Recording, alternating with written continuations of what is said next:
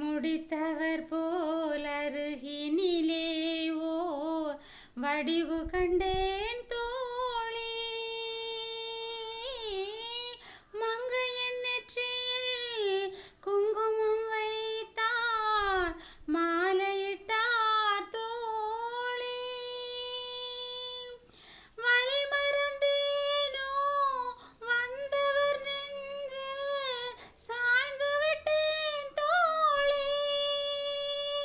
அவர் மறவேன் மறவேன் என்றார் உடனே மறந்து விட்டார் தோழி.